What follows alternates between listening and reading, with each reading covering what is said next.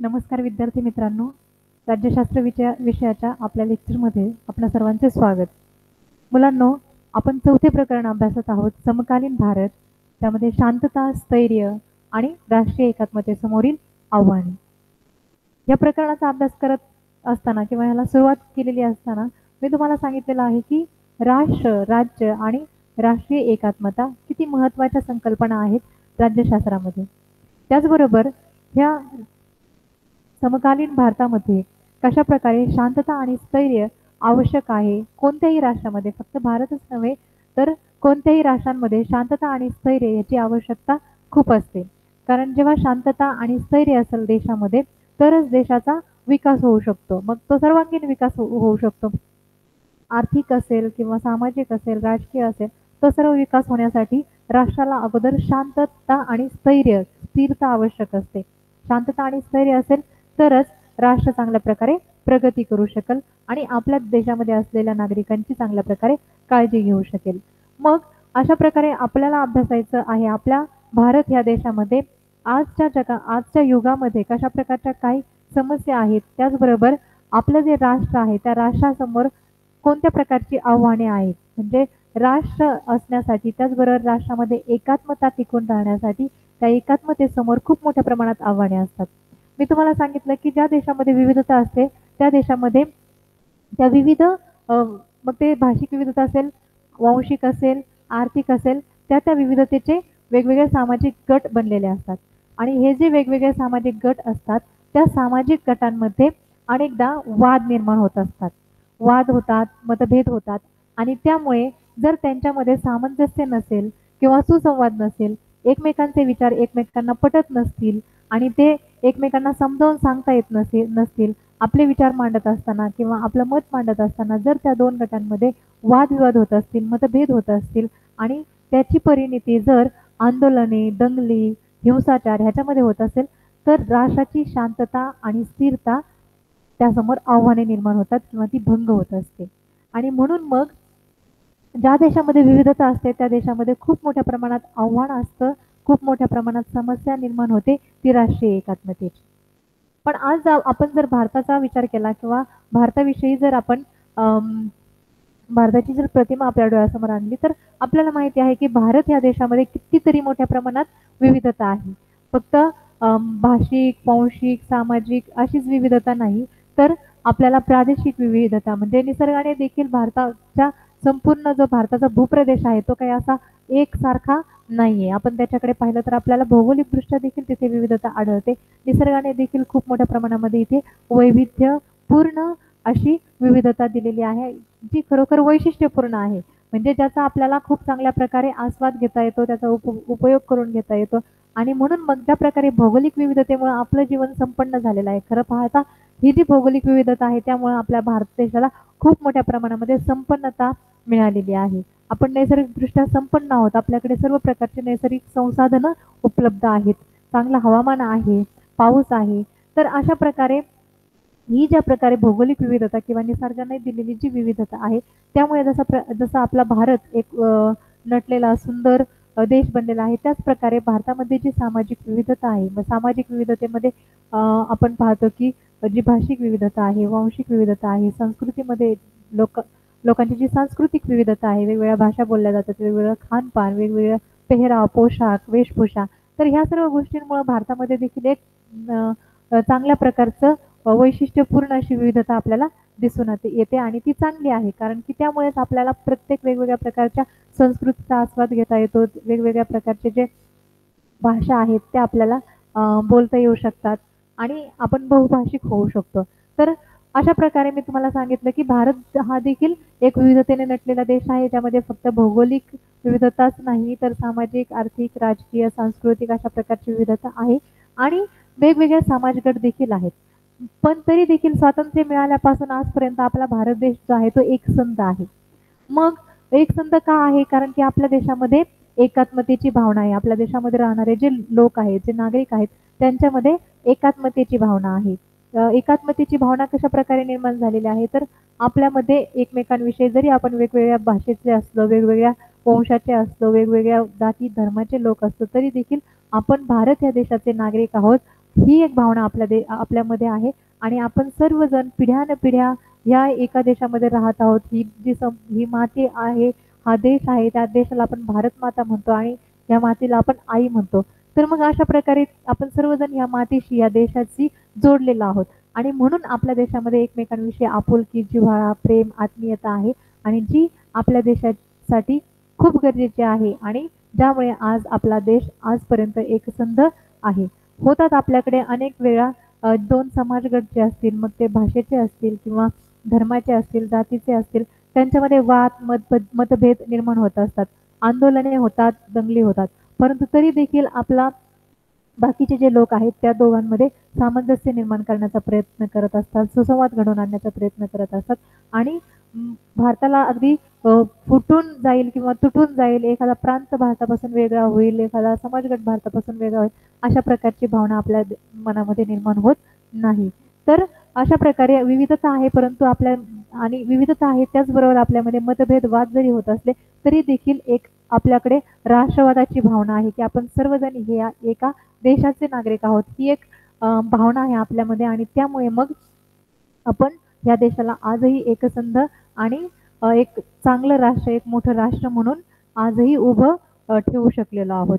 नाहीतर आपल्या देशाबरोबरच बाकीचे देश देखील जगातील स्वतंत्र झाले होते आणि त्यांनी लोकशाही शासन प्रणाली स्वीकारलेली होती.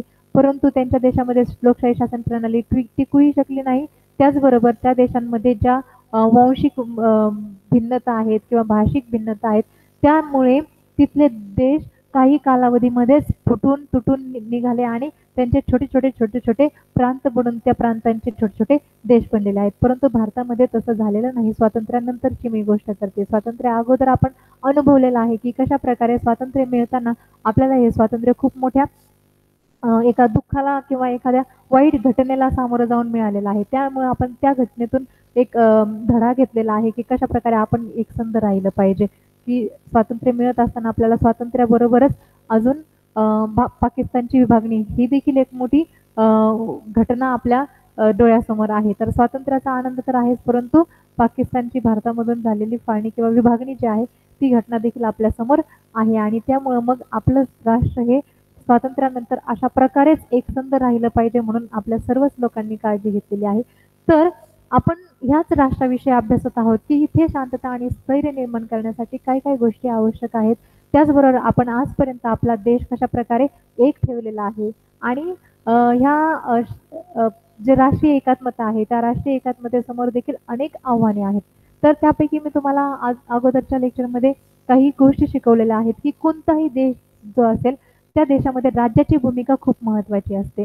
राज्याची निर्मितीच कशासाठी केलेली आहे तर देशामध्ये शांतता, स्थैर्य निर्माण करण्यासाठी, देशामध्ये राहणारी जी लोकसंख्या आहे, जो लोकसमूह आहे, जे लोक आहेत त्या सर्व लोकांमध्ये सुसंवाद आणि सामंजस्य निर्माण करण्यासाठी, त्या लोकांमध्ये मतभेद होऊ नयेत, बळी तो कानपे अशी परिस्थिती देशामध्ये निर्माण होऊ नये, त्या समाजामध्ये निर्माण होऊ नये म्हणून राज्याची निर्मिती केलेली आहे.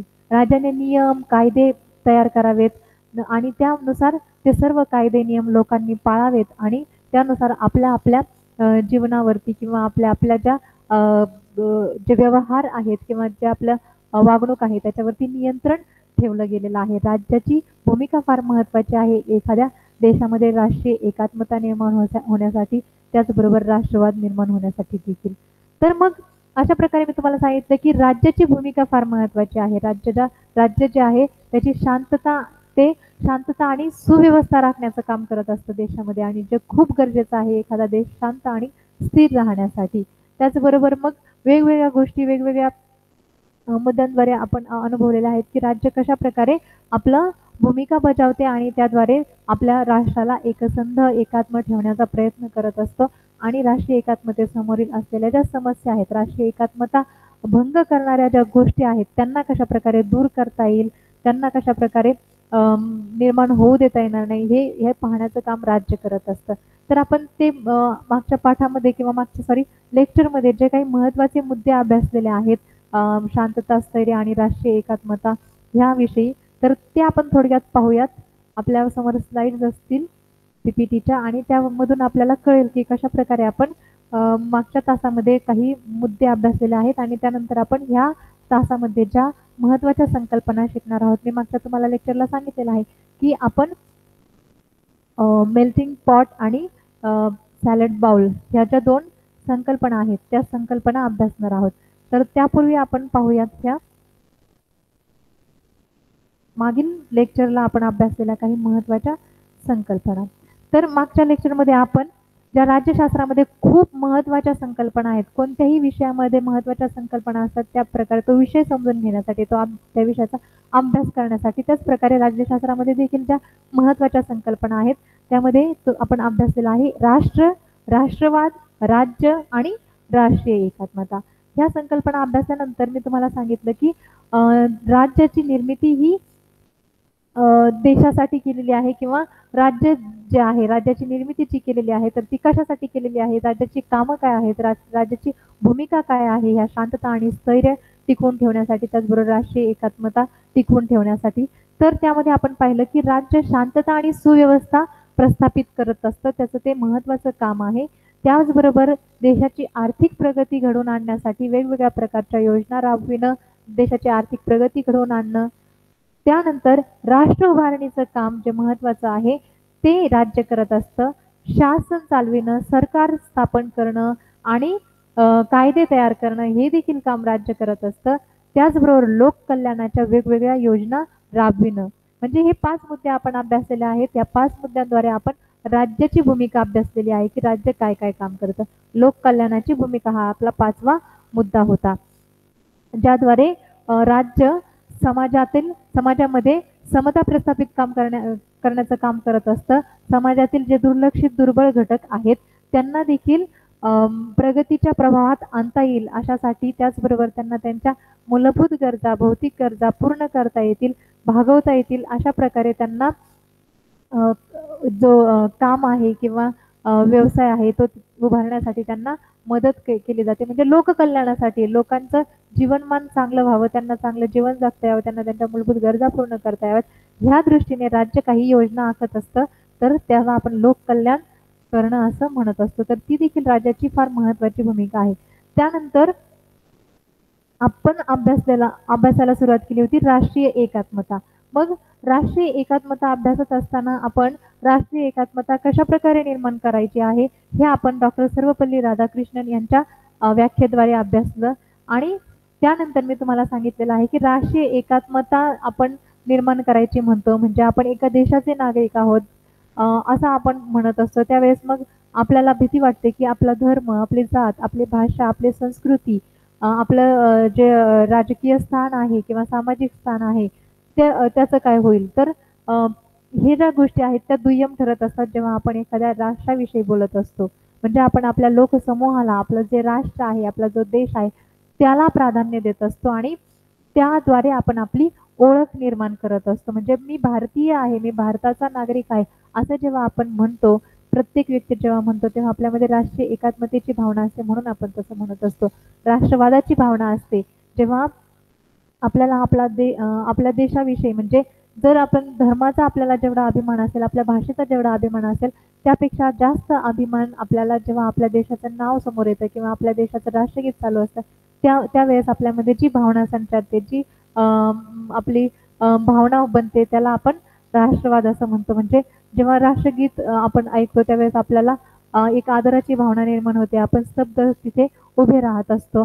त्याचबरोबर आपला राष्ट्रीय ध्वज जर आपण पाहिला तर त्या राष्ट्रध्वजाकडे पाहिल्यानंतर देखील आपल्याला एक स्फूर्ती, प्रेरणा, उत्साह मिळत असतो आणि आपल्याला सर्व आठवतं की कशा प्रकारे हा जो राष्ट्रध्वज आहे तो आज आपण फडकवत असताना त्या राष्ट्रध्वजासाठी किंवा आपल्या भारताला स्वातंत्र्य मिळवून देण्यासाठी कितीतरी नेत्यांनी आपले प्राण गमावलेले आहेत, कितीतरी मोठ्या प्रमाणामध्ये आंदोलने केलेली आहेत, चळवळी केलेल्या आहेत आणि त्यानंतर आपल्याला हे स्वातंत्र्य मिळालेलं आहे. त्यांच्या बलिदानाची आपण आठवण करतो.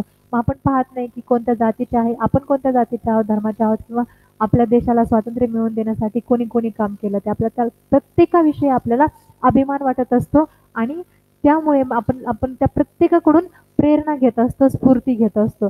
आणि म्हणून मग ही जी भावना आहे ती आपल्या भाषेपेक्षा किंवा धर्मापेक्षा, आपल्या जातीपेक्षा गौण ठरत असते आणि ते असायला पाहिजे, कारण तरच आपल्यामध्ये राष्ट्रवादाची भावना निर्माण होईल आणि तरच आपण अगदी एकात्म राहू शकू, आपल्यामध्ये एकीची भावना निर्माण होईल आणि आपल्या जो देश आहे किंवा आपल्या सर्व लोकांना कुणीही फोडू शकणार नाही आणि आपल्यामध्ये मतभेद वादविवाद होणार नाहीत आणि आपला देश आपण अशाच प्रकारे एकसंध ठेवू शकू. तर जेव्हा आपण आपली राष्ट्रीय एकात्मतेची भावना निर्माण होते किंवा जेव्हा आपण एका राष्ट्राचे घटक आहोत असं म्हणतो, त्यावेळेस आपल्या ह्याच्या जाती, धर्म किंवा वंश आहे, हे जी आपली ओळख असते किंवा भाषेची किंवा आपल्या एखाद्या प्रदेशाची जी ओळख असते ती पुसून टाकली जात नाही, तर ती गौण ठरत असते. म्हणजे एक दुय्यम आपण त्याला स्थान देतो, पण आपण आपल्या राष्ट्राला प्रथम स्थान देतो आणि ते महत्वाचं असतं. मग अमेरिकेमध्ये देखील अशा प्रकारचे वेगवेगळ्या वंशाचे आणि वेगवेगळ्या धर्माचे लोक आहेत. वेगवेगळ्या वंशाचे लोक आहेत. तिथे अमेरिका हा देश 13 वेगवेगळ्या वसाहतींचा बनलेला देश आहे. 13 वेगवेगळ्या युरोपियन देशांच्या वसाहती होत्या तिथे आणि त्या वसाहतींनी एकत्र येऊन अमेरिका हा देश निर्माण केलेला आहे. मग ते 13 वेगवेगळ्या युरोपातल्या वेगवेगळ्या राष्ट्रांच्या वसाहती होत्या.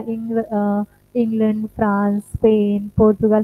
मग ह्या सर्व जे लोक आहेत ते वेगवेगळ्या वंशाचे होते आणि त्यांनी तिथे अमेरिकेमध्ये खूप वर्ष स्थायिक झाल्यानंतर त्यांना असं वाटायला लागलं की आता आपलं एक राज्य असलं पाहिजे, देश असला पाहिजे आणि त्यांनी एकत्र येऊन मग एक शांतता आणि सुरक्षितता, सुव्यवस्था यासाठी अमेरिका ह्या देशाची स्थापना केली.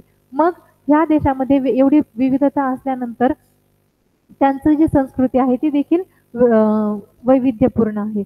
मग तरी देखील त्यांनी एक देश निर्माण केलेला आहे आणि ह्याच्यामध्ये वेगवेगळ्या संस्कृतीचे, वेगवेगळ्या वंशाचे, भाषेचे लोक असल्यामुळे त्यांची जी राजकीय व्यवस्था आहे किंवा त्यांची जी सामाजिक व्यवस्था आहे त्याच्यामध्ये वेगवेगळ्या वंशाचे वांशिक लोक आहेत. तर त्या सामाजिक राजकीय व्यवस्थेला आज सॅलड बाउल असं म्हटलं जातं. पूर्वी त्याला मेल्टिंग पॉट असं म्हटलं जायचं. तर मी तुम्हाला मागच्या तासाला सांगितलं होते की आपल्याला ह्या ज्या मेल्टिंग पॉट आणि सॅलड बॉल ह्या ज्या नवीन संकल्पना आहेत राज्यशास्त्रातल्या त्या अभ्यासायच्या आहेत. तर मेल्टिंग पॉट म्हणजे काय? मेल्टिंग म्हणजे विरघळणं आणि पॉट म्हणजे एक घडा, एक आपण ज्याला माठ म्हणतो किंवा मडकं म्हणतो असं, अशा प्रकारे घडा, आपण त्याला एक चांगला शब्द आहे घडा म्हणून. मेल्टिंग पॉट, विरघळणारा घडा. मग काय आहे विरघळणारा घडा? म्हणजे काही घडा विरघळत नाही, तर त्या घड्यामध्ये आपण अशा वेगवेगळ्या वस्तू आणून ठेवायच्या आणि त्याच्यामध्ये विरघळून जातील, त्या सर्व एक होतील. मग उदाहरणार्थ आपण एखादा घडा भरून आणलेला आहे, त्यामध्ये पाणी टाकलं, त्या पाण्यामध्ये आपण साखर टाकली, लिंबू पिळलं, तर अशा प्रकारे ते जे पाणी तयार होईल किंवा साखर जी आहे ती पाण्यामध्ये विरघळून जाईल. लिंबाचा रस देखील त्या पाण्यासारखा त्याचं हे होईल, द्रव होईल तो, आणि आपल्याला साखर दिसणार नाही, लिंबू दिसणार नाही आणि एक वेगळं रसायन किंवा एक वेगळा पदार्थ त्याच्यातून तयार होईल. म्हणजे ते सर्व मेल्ट होऊन जातं. मेल्ट होऊन जातं म्हणजे ते सर्व विरघळून त्यामध्ये जातं. मग अशा प्रकारे तो एक घडा घेतला, एक घडा आहे आणि त्या घड्यामध्ये असे काही वेगवेगळे पदार्थ टाकले की जे विरघळून गेले एकमेकांमध्ये. ते सर्व विरघळून गेले आणि त्यापासून एक पदार्थ तयार झाला. मग ह्याला आपण मेल्टिंग पॉट, असा घडा की ज्यामध्ये सर्व पदार्थ विरघळून गेलेले आहेत. मग अमेरिका म्हणजे मेल्टिंग पॉट असं का म्हटलेलं आहे? तर जे राज्यशास्त्रज्ञ आहेत किंवा जे समाजशास्त्रज्ञ आहेत त्यांनी अमेरिकेचं सामाजिक राजकीय व्यवस्था जी आहे तिचं वर्णन करण्यासाठी मेल्टिंग पॉट पूर्वी ही संकल्पना वापरलेली आहे की अमेरिका हा एक देश अशा घड्यासारखा आहे की त्या घड्यामध्ये वेगवेगळ्या वंशाचे, म्हणजे अमेरिका हा तो घडा म्हणजे काय? तर अमेरिका हा देश, आणि त्या घडामध्ये टाकलेले वेगवेगळे पदार्थ म्हणजे काय? तर वेगवेगळ्या वंशाचे असलेले ते वेगवेगळे लोक, ते वेगवेगळे समाज गट, आणि ते सर्व त्या एका घड्यामध्ये एकत्र केलेले आहेत आणि ते विरघळून गेले आहेत एकमेकांमध्ये. म्हणजे त्यांचे जे वेगळी भाषा, वेगळी संस्कृती, वेगळा पेहराव वगैरे होता, तर ते सर्व आता मिक्स झालेलं आहेत, ते विरघळून गेले आहेत. फक्त मिक्स केलेले नाहीत, फक्त त्याचं मिश्रण झालेलं नाही, तर ते एकमेकांमध्ये विरघळून गेलेले आहेत. ही त्याची संस्कृती, ती त्याची भाषा, तो त्याचा पेहराव, तो त्याची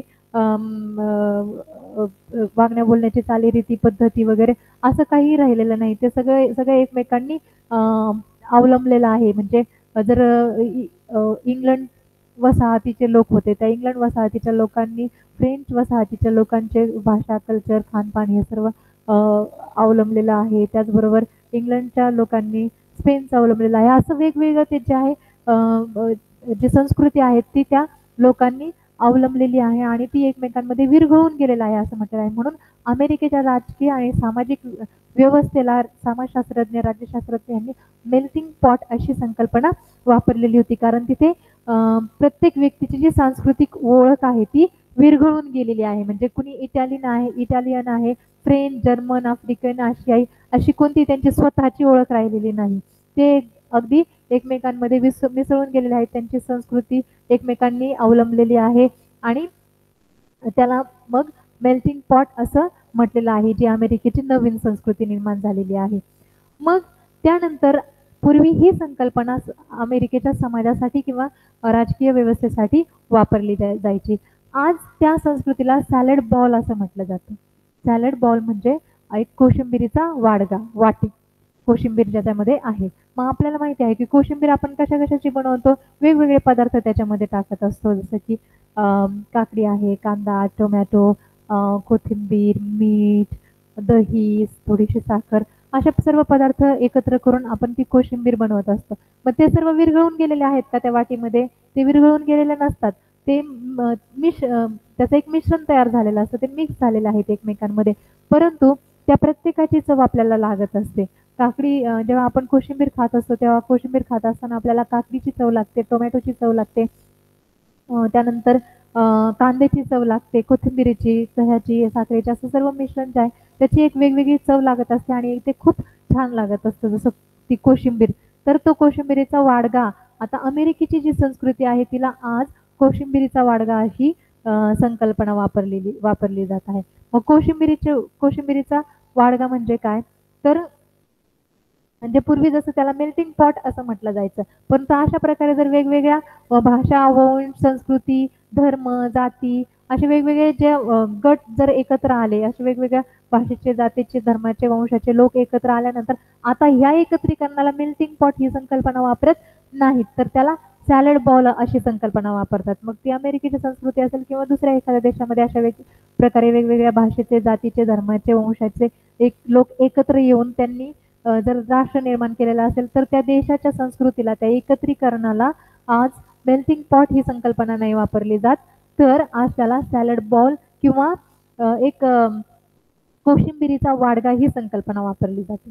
मग कोशिंबिरीचा वाडगा म्हणजे असं ते राष्ट्र आहे की ज्या राष्ट्रामध्ये वेगवेगळ्या जातीचे, धर्माचे, वंशाचे, भाषेचे, संस्कृतीचे असे सर्व वेगवेगळे लोक समूह जे आहेत ते एकत्र आलेले आहेत आणि ते एकत्र आलेले आहेत. त्याचबरोबर त्यांची जी ती वेगळी ओळख आहे, म्हणजे त्यांची जी भाषा आहे, त्यांचं जे धर्म आहे, वंश आहे, तो त्यांनी तसंच जपून ठेवलेला आहे. ते विरघळून गेलेले नाहीयेत किंवा त्यांचं ते वैशिष्ट्य जे आहे ते आजही आहे, परंतु ते एकत्र राहत आहेत. त्या सर्व लोकसमूहांमध्ये एकात्मतेची भावना आहे, आत्मीयता आहे, जिव्हाळा आहे आणि त्यांचं जे वैशिष्ट्य आहे, मग त्यांची भाषा असेल, जात असेल, धर्म असेल, त्यांच्या चालीरीती असतील किंवा त्यांची भाषा, वंश ते सर्व आहे आणि म्हणून मग ती जी संस्कृती निर्माण झालेली आहे, एक नवीन ते जे एकत्र आलेलं आहे, ते जे राष्ट्र निर्माण झालेलं आहे, ते वैविध्यपूर्ण असं आपल्याला दिसतं. म्हणजे विविधतेने नटलेलं असं आपल्याला दिसतं आणि तरी देखील ते एकसंध आहे. म्हणून त्या अशा एकत्रीकरणाला आज सॅलड बॉल ही संकल्पना वापरली जाते. मग आपण साईडवरती वाचू शकता की सॅलड बॉल ची संकल्पना मात्र या सांस्कृतिक एकत्रीकरणाला न मानता असे मानते की प्रत्येकाची वेगळी संस्कृती जणू कोशिंबिरीतल्या वेगवेगळ्या घटकांसारखी आहे, जे कोशिंबिरीला वेगळी चव देतात, परंतु स्वतःचे वेगळे अस्तित्वही जपतात. आणि कोशिंबिरीचा वाडगा हे वर्णन या वैविध्यपूर्ण संस्कृतीचे आणि बहुविध समाजाचे आहे. तर अशा प्रकारे आजच्या तासाला आपण ह्या ज्या दोन महत्त्वाच्या संकल्पना आहेत राज्यशास्त्रातल्या नवीन आपल्याला या अभ्यासक्रमामध्ये आहेत, मेल्टिंग पॉट आणि सॅलड बॉल, ह्या आपण अभ्यासलेल्या आहेत. तर आजच्या लेक्चरमध्ये आपण इथेच थांबणार आहोत. यानंतर आपण पुढच्या लेक्चरला आपण अभ्यासणार आहोत, ते म्हणजे नवीन संकल्पना किंवा पुढचा जो भाग आहे आपल्या ह्या विषयाचा, या मुद्द्याचा, तर ते आपण पुढच्या तासाला अभ्यासणार आहोत. आज आपण मेल्टिंग पॉट आणि सॅलड बॉल ह्या दोन नवीन संकल्पना अभ्यासलेल्या आहेत. धन्यवाद.